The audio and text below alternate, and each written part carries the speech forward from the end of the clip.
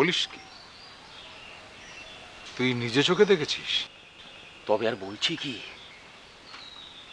ছোট বউ সাঁঝের বেলা একেবারে একা শ্মশানের দিকে গিয়েছে? আগে বাবু আমি নিজে চোখে দেখেছি, ভগবানের দিব্যি। আমি দেখলুম ছোট বৌমা সাজের বেলায় সম্পূর্ণ একাকিনী বেশে সেই শ্মশানের দিক থেকে এদিকে আসছে। বলিস কি? এ তো ভয়ঙ্কর। ভয়ঙ্কর বাবু, ভয়ঙ্কর মানে মহা ভয়ঙ্কর। উনি তো আপনার আপন মৃত ছোট ভাইয়ের স্ত্রী।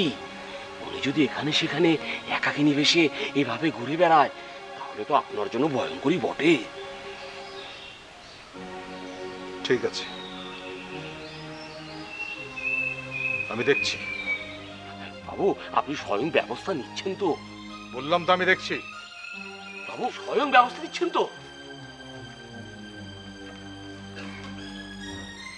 এই তুই কোনো কথা বলছিস না কেন? সব কথাকে আমার একা বলতে হবে? হ্যাঁ?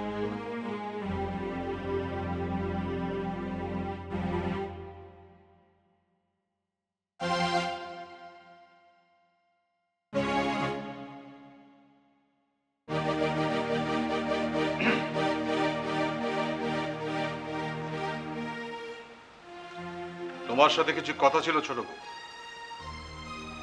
আগে বলুন।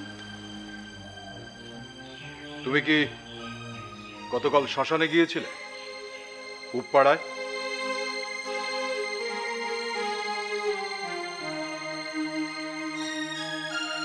কি হলো, কথার উত্তর দিচ্ছ না কেন? এভাবে নিশ্চুপ কাঠের মতো দাঁড়িয়ে থাকা কোনো উত্তর নয়। তুমি গতকাল সেখানে গিয়েছিলে কিনা? আর যদি গিয়েই থাকো, কেন গিয়েছিলে? ওদিকটায় ঘুরতে ঘুরতে চলে গিয়েছিলাম।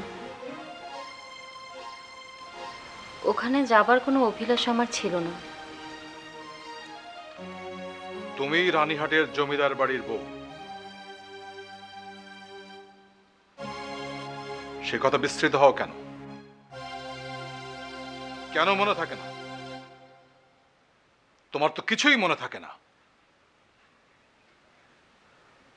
ছোট ভাইটিকে হারিয়ে আমি একবারে শূন্য হয়ে গিয়েছি। আর কি চাও তুমি? কি চাও তুমি আর?